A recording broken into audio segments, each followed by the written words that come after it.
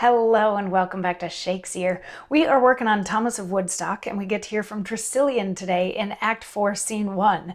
He's having a pretty good scene. He started off with all sorts of money that he's skimmed most of off the top. Of the 7,000 pounds that had been collected, he kept 4 of it and sent 3 of it to the king. And he and the flatterers are working on a plan to divide up the kingdom and basically rent it from the king. They will pay him rent, but in turn they get all the rest of the stuff. And then also in the middle of that, we had these plots where they are going to kidnap Thomas of Woodstock and ship him off to France, and also frame the other uncles for treason so they can be arrested, and then they won't have any opposition anymore.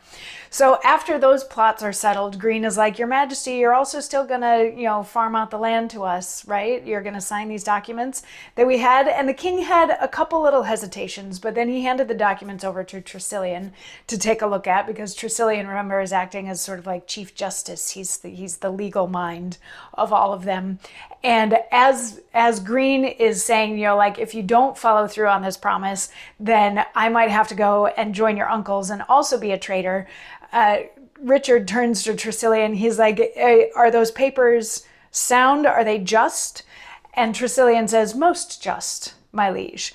These gentlemen here, Sir Henry Green, Sir Edward Bagot, Sir William Bushy, and Sir Thomas Scroop, all jointly here stand bound to pay your Majesty, or your deputy, wherever you remain, 7,000 pounds a month for this your kingdom, for which your grace, by these writings, surrenders to their hands all your crown lands, lordships, manors, rents, taxes, subsidies, 15s, imposts, foreign customs, staples for wool, tin, lead, and cloth, all forfeitures of goods or lands confiscate, and all other duties that is, shall, or may appertain to the king or crown's revenues. And for non-payment of the sum or sums aforesaid, your Majesty to seize the lands and goods of the said gentlemen above named, and their bodies to be imprisoned at your grace's pleasure. That's a pretty impressive list of stuff that the flatterers are getting. They basically get everything. They get the lands, they get the titles, they get all of the buildings, they get to collect on rent and taxes, all of it. And anything that currently or in the future may belong to the crown will now belong to the 4 flatterers, Green, Bagot, Bushy, and Scroop.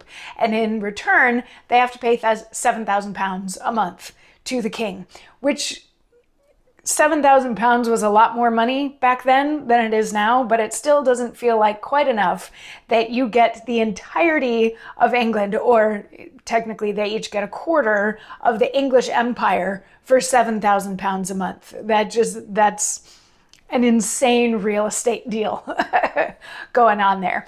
And at the very end, like if they don't pay that, then they forfeit all of those goods and they can be arrested and imprisoned. So the king is like, okay, I agree to that. Everybody sign it and seal it. And so everybody signs it and seals it. Of course, they're all very excited about it.